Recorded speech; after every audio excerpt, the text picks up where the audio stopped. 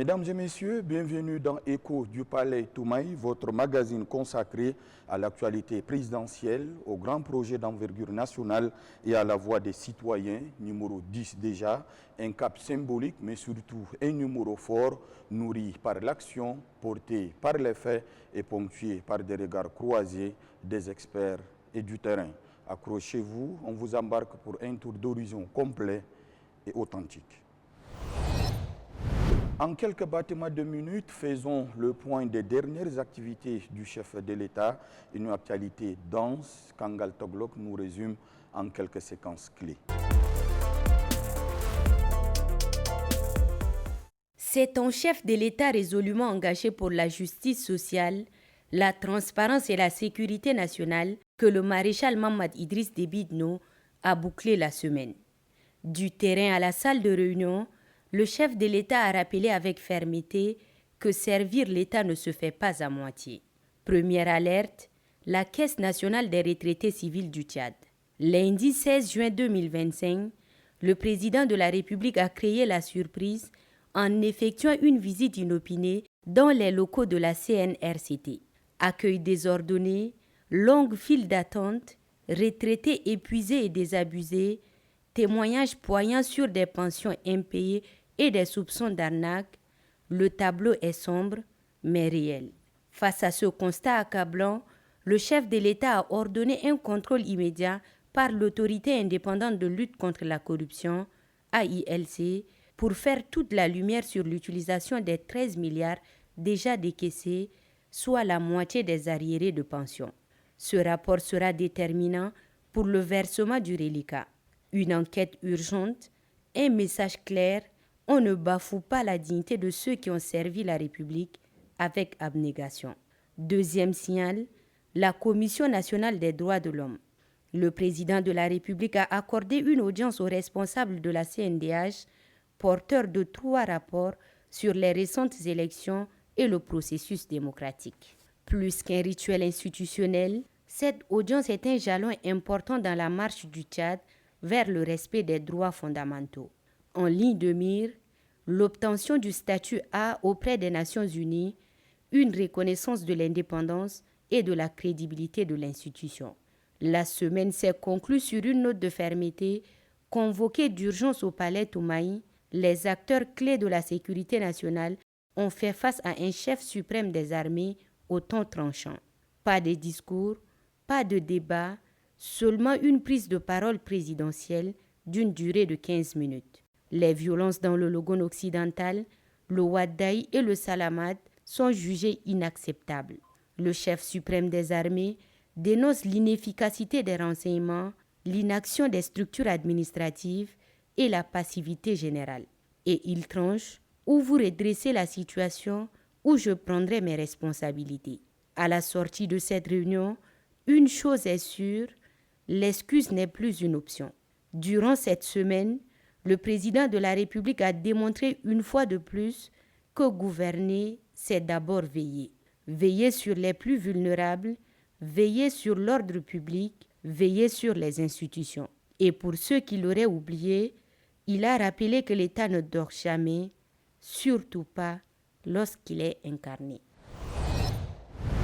Et si le Tchad entrait dans une nouvelle ère de santé publique, un tournant décisif vient d'être amorcé avec la pose de la première pierre de construction du Centre national d'excellence en cancérologie en N'Djamena, un projet inédit aux standards internationaux qui incarne une nouvelle volonté forte, se soigner sur place avec dignité, compétence et humanité.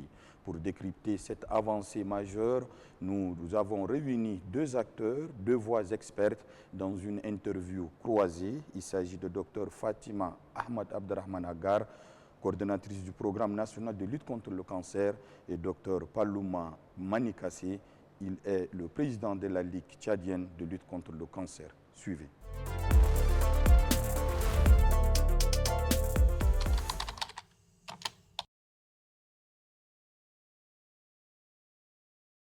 Le Centre national d'excellence en cancérologie, le CANEC, c'est le tout premier centre de cancérologie ici au Tchad qui sera dédié entièrement à la prise en charge de cancer, de la prévention, diagnostic jusqu'à la prise en charge. Il y aura la chimiothérapie, la radiothérapie, la chirurgie oncologique, sans oublier l'oncologie pédiatrique et le soutien psychologique.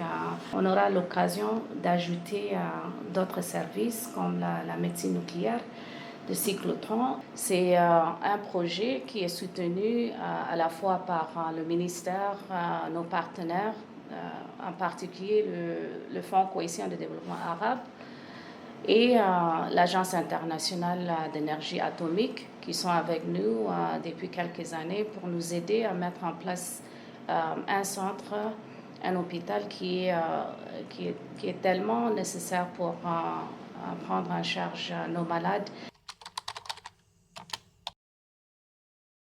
Le Centre national d'excellence en cancérologie va offrir la prise en charge non seulement nos patients ici au Tchad, mais ça a potentiel de offrir la prise en charge pour les citoyens de pays frères comme le Niger, le Soudan, le Cameroun et le Centrafrique qui actuellement n'ont pas accès à ce type de prise en charge.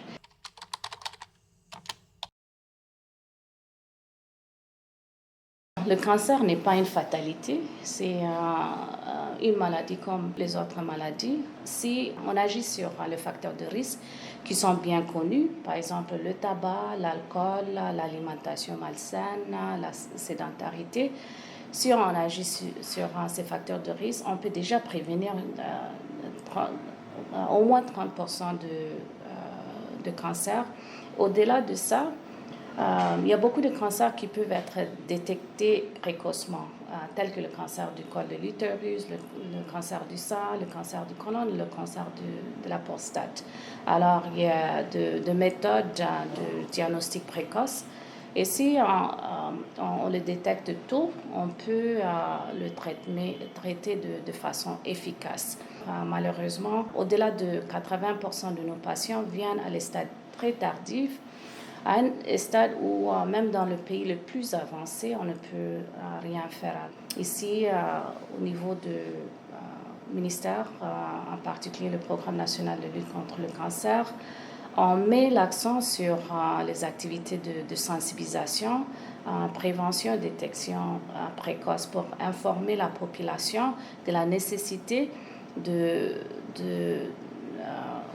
se faire dépister tôt et de reconnaître le signe d'alerte pour qu'on les prenne en charge de façon adéquate. Ce projet, c'est une promesse collective d'un gouvernement qui prend ses responsabilités et d'un gouvernement qui place la santé du peuple au cœur de sa politique. Je rends hommage au président de la République, le maréchal Maman Idriss Déby Itno, et à tous les partenaires qui croient à ce rêve.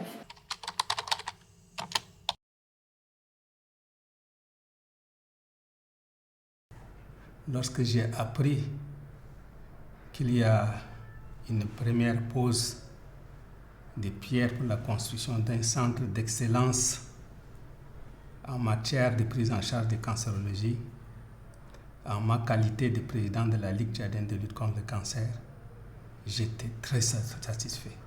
C'est d'abord l'occasion de remercier le président de la République qui personnellement a pris le problème en main. Et nous sommes satisfaits. Lorsque nous qui sommes les prestataires, nous rencontrons des cas de cancer, nous sommes démunis, complètement démunis, parce qu'il n'y a pas ce centre. Or, on ne peut pas faire la prévention sans soins. Imaginez-vous combien de Tchadiens sont évacués à l'extérieur et combien font-ils de dépenses, et surtout en matière de carcinologie. La dépense relative aux soins de traitement contre le cancer est une dépense colossale. C'est une avancée. Si le Tchad a ce centre-là, toutes les dépenses, toutes les évacuations seront sur place. Le programme politique du président de la République, ce sont 12 chantiers et 100 actions pour transformer le Tchad. Aujourd'hui, nous zoomons sur l'un d'eux avec explications, chiffres pour tout saisir. Après les infrastructures et le désenclavement, cap sur l'un des piliers stratégiques. Il s'agit du chantier numéro 9 intitulé « Industrialiser l'agriculture et l'élevage ». Un chantier structurant taillé sur l'emploi, l'innovation et l'autonomie alimentaire. Nassour Noudjiti nous en dit plus.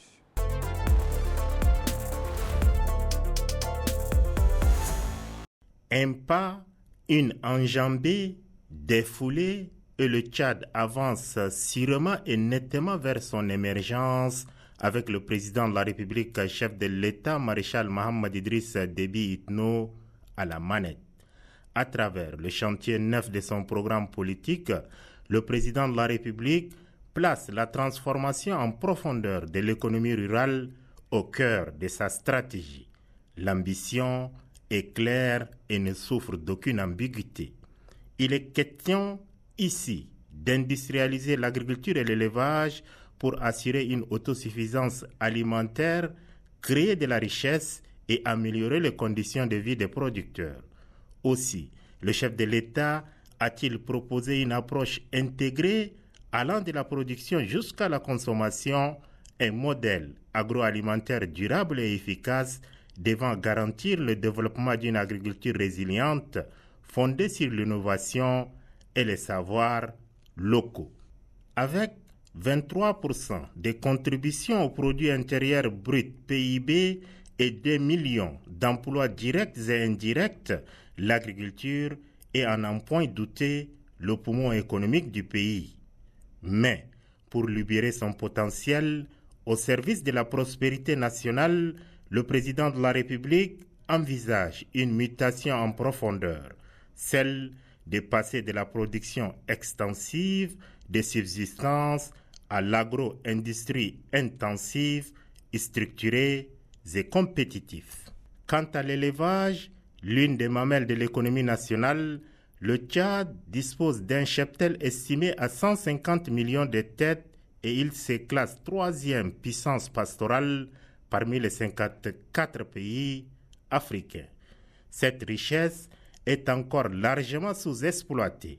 C'est pourquoi le président de la République, maréchal Mohamed Idriss Déby Itno, s'engage à créer une véritable chaîne de valeur dans la filière élevage à travers l'amélioration des conditions de vie et de production des éleveurs, la structuration des filières et des organisations professionnelles, l'installation d'unités modernes de transformation de la viande, du lait, du cuir, la promotion des cultures fourragères locales pour l'alimentation du bétail, la connexion aux marchés régionaux et internationaux.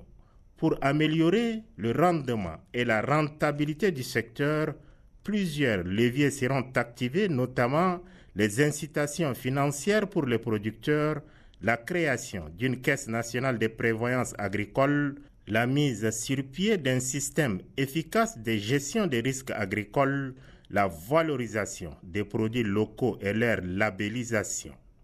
Pour couronner le tout, le dernier palier de ces chantiers prévoit de réformer en profondeur la Banque agricole du Tchad afin qu'elle puisse jouer un rôle moteur dans le financement du monde rural. Elle doit devenir une banque de développement agricole moderne, digne de nom et surtout accessible à tous les producteurs ruraux. Parfois, un simple déplacement présidentiel suffit à bouleverser les habitudes. C'est ce qu'a vécu la Caisse nationale des retraités civils du Tchad, CNRCT, lorsqu'un matin du 16 juin 2025, le président de la République, maréchal Mohamed Idriss Déby Itno, est apparu sans annonce ni protocole. Une décente surprise qui a débouché sur des instructions fermes. Mais qu'en est-il aujourd'hui? Notre équipe est retournée sur place quelques jours plus tard. Constats, témoignages et projections dans l'œil de l'équipe. Ici, dans l'enceinte de la Caisse nationale des retraités civils du Tchad, le calme est trompeur. Dossier en main, regard fatigué, les retraités viennent à la CNRCT non pas pour quémander, mais pour réclamer ce qui est leur dû.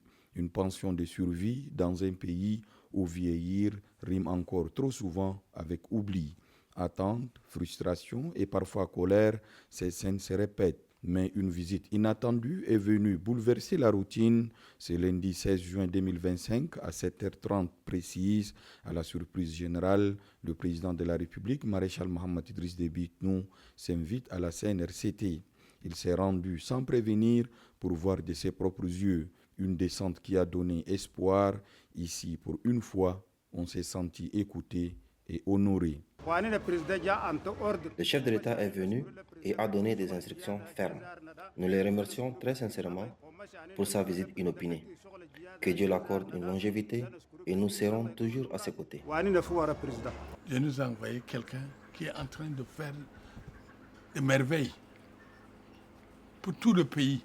Il veut le bonheur de tous les enfants de ce pays. Le diagnostic fait lors de la descente est sans appel, conditions d'accueil indécentes, personnel absent, retard de paiement abyssaux. Le chef de l'État a pris le temps de constater et d'écouter. Il a aussi ordonné un audit immédiat et des mesures tendant à mieux servir les anciens serviteurs de l'État. Mais depuis cette visite, les choses ont-elles véritablement bougé? Oui, estime le directeur général de la CNRCT, Laring Bao. Le jour où il est venu, c'est le jour de la paix. Donc, aussitôt après son départ, on a commencé la paie des retraités. Le contrôle a démarré le même jour. Ils sont venus avec l'ordre de mission, ils se sont présentés. Et le deuxième jour, ils sont venus s'installer. On leur a donné un bureau.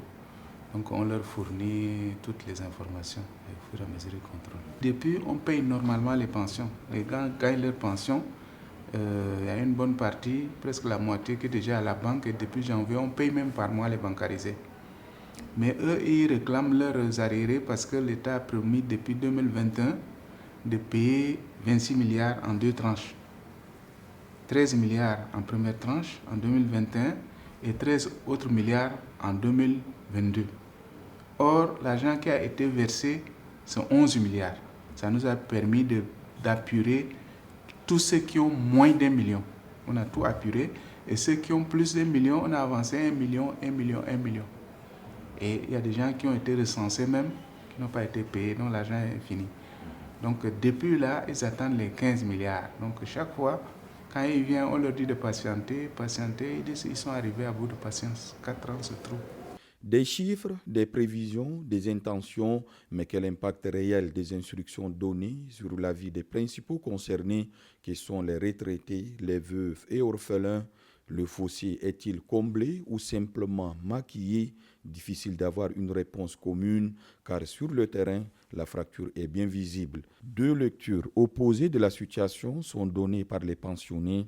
D'un côté, la Fédération syndicale des retraités civils, militaires, veuves et orphelins du Tchad y voit une avancée encourageante. De l'autre, le comité de crise des retraités estime que rien n'a changé. Les retraités, ces derniers temps, ne peuvent pas dire qu'ils sont des maltraités. Depuis l'arrivée du président à la tête de ce pays, les retraités perçoivent régulièrement leur pension. C'est payé à terme échu. Il a même attiré l'attention des syndicats. Mais si alors, de nos jours, ils continuent à prélever les 1000 francs, c'est-à-dire que c'est un vol organisé par la direction elle-même. Il est le président de la République. S'il donne l'ordre, ça doit être exécuté littéralement. Entre optimisme prudent et colère contenue, les retraités ne parlent pas d'une seule voix, mais vue sous un autre angle, cette désunion syndicale, en plus d'affaiblir la capacité de pression des retraités, est aussi révélatrice d'un besoin de réforme profonde au-delà de mesures d'urgence. Tout le système est obsolète, analyse Brahim Ben Saïd, secrétaire général de la Confédération libre des travailleurs du Tchad, CLTT. En principe, dans tous les pays francophones, la caisse de retraite, ça fait un guichet au niveau de la solde. Dès qu'un fonctionnaire est retraité, la solde, son ministère le notifie que monsieur tel, vous allez partir à la retraite à telle période. 3 mois ou 6 mois avant, on vous informe. Dès que vous êtes informé, la période est arrivée, automatiquement, on suspend votre salaire, on vous paye vos droits sociaux, automatiquement, le mois prochain, vous allez avoir votre pension. Automatiquement, c'est mensuel. Vous allez avoir au virement votre pension mensuelle. Mais au Tchad, les pauvres travailleurs, les pauvres fonctionnaires tchadiens végètent dans la pauvreté, ne trouvent que 2 ans après. Il y en a qui meurent sans pouvoir percevoir leur pension. Des vieux textes de saison 3, il faut revoir ça. Ça ne répond pas. Cette réforme qu'appelle de ses voeux le secrétaire général de la CLTT est inscrite dans le pacte social signé entre le gouvernement et les partenaires sociaux, mais elle semble remise à demain. Mais la descente présidentielle a mis surtout en lumière un autre fléau, celui de l'absentéisme et l'irrégularité des agents de l'État aux heures de service. C'est une plaie ouverte, pas seulement à la CNRCT, mais dans tout le secteur public, concède Laringbao Ibrahim Ben Saïd. Nous avons même noté des gens manuellement, heure d'entrée, heure de sortie.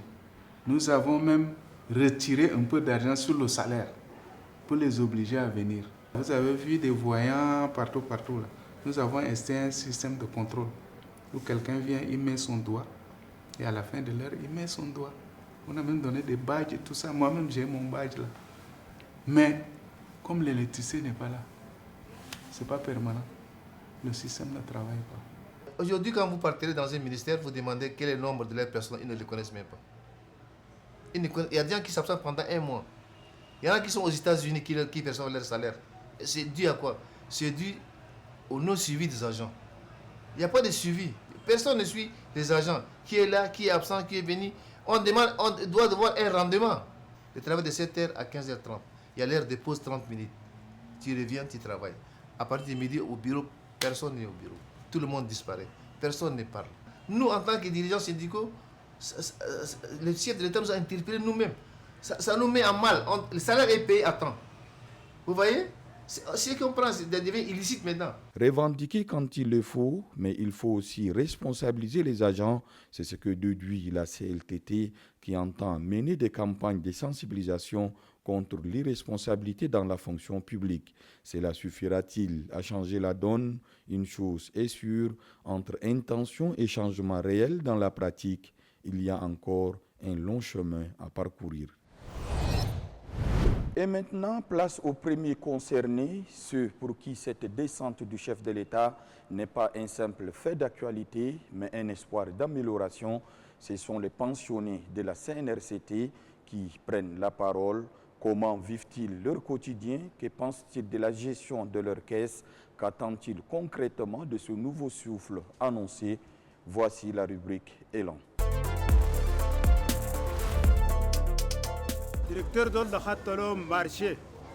Les responsables ont mis en place un système parallèle, presque comme un marché. Lorsqu'on a des arriérés, ils divisent la somme par 2. Une partie nous revient et l'autre part entre leurs mains. Et quand tu acceptes ce système, tu es servi en à peine 5 minutes. Mais si tu refuses de passer par eux et que tu te présentes directement au guichet, on te refuse le OK et tu repars les mains vides. Il y a même des individus qui se font passer pour des membres du syndicat depuis plus de 20 ans, sans aucune preuve ni document officiel.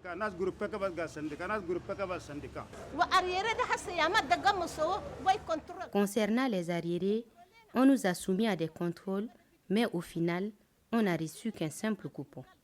Pourtant, le chef de l'État a annoncé que les fonds pour les arriérés ont été décaissés. Mais jusqu'à présent, rien. Tout à l'heure encore, ils m'ont confisqué mon argent à cause des 1000 francs qu'on doit verser au syndicat. Même quand tu viens percevoir une petite somme, comme 40 000 ou 50 000 francs, on te retire quand même les 1000 francs. Franchement, comment veut-on qu'on s'en sorte dans ces conditions? Le président Beni, on est très content. Le président a dit que personne ne prend pas notre argent. Nous les retraités, tu es venu pour gagner l'argent avec le comptable. On t'empêche. Les gens restent au guichet en disant qu'ils sont des syndicats. C'est eux qui prennent l'argent avec le comptable. Ils comptent, ils retirent, ils mettent dans le panier. D'abord, ils te donnent ton restant. Après fin de travail, ils partagent cet argent. Vous voyez tous les effectifs de retraités qui sont là. 1000 francs par personne. Niveau carnet, 9000. Depuis qu'ils sont en train de faire des recettes, là, on n'a jamais vu un syndicat sur le cheveu d'un retraité malade couché à l'hôpital. Jamais du tout.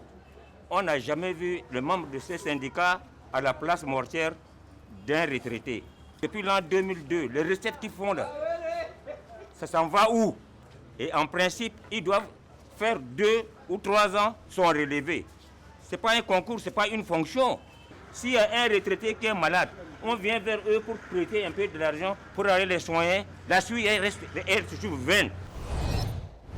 Le train de ce 10e numéro d'Écho du Palais Toumaï entre en gare. Merci de nous avoir suivis. On se retrouve très bientôt pour un prochain numéro, toujours plus proche de vous, toujours plus fidèle.